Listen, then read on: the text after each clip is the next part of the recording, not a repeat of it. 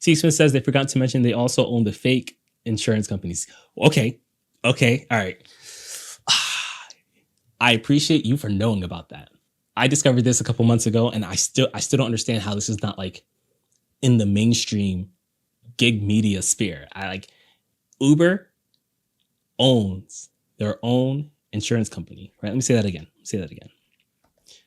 Uber owns their own insurance company. And I'll of course prove it because, that's what I have to do. I think it's called Alika Insurance, right? Yeah. So let's put in who owns Alika Insurance. There it is. Uber Inc. I discovered this when I was looking at one of their financial earnings. I put it into some AI PDF reader where I can upload a PDF and I can ask the AI questions and it'll only show me results from the PDF, right? And that's when I learned that Uber has like, I wanted to, so what I was looking for is I wanted to try to figure out how much Uber is actually paying for insurance, right? So I put in like insurance. How much is Uber paying for insurance? And it's like, it wouldn't tell me. They don't include that in their financial report. But then I kept seeing Alika. And in the report, it didn't say who owned it. It wasn't until I pulled out that insurance company and then I looked up who owned it, and it's Uber, right? So I think what C. Smith is getting at is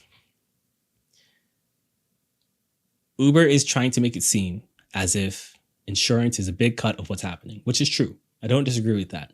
There are mandates out there to what they have to do, but Uber does own its own insurance company. Now, Uber claims that the reason it has this insurance company is to offset by self-insuring instead of having to pay other companies to do it, right? It should, in theory, be cheaper for Uber to self-insure than to have to pay for insurance from somewhere else, because when you're paying someone else's insurance, you're paying for the administration fees as well. So Uber can just save on those administration fees. So I think that in theory, that's okay. The problem is it creates gray area where Uber can take advantage of it, where Uber can play both sides of the ball and say, hey, we're paying a lot of insurance and we think it's disgusting. But what you don't know is that some of that insurance money is coming to us. We don't think that's disgusting, right? And I'm not saying that's what they're saying. I'm saying that it creates the gray area in which we can't confirm. So, and I think that you bring up a good point that Uber might want to make it to where they don't have to be transparent about that, because it might lead to more people realizing what's really going on in the background. That could be it. It really could. It could be multiple other things too, but that could be part of it. So shout out to you for knowing that. I don't know if you know that because you've seen a video I've made about it or something, but that's like even other gig tubers who I cross paths with, especially on Twitter, go follow me on X. They don't like, this doesn't come up in conversation enough. So I'm happy you brought it up. I'm proud of you for being aware of what's going on out there.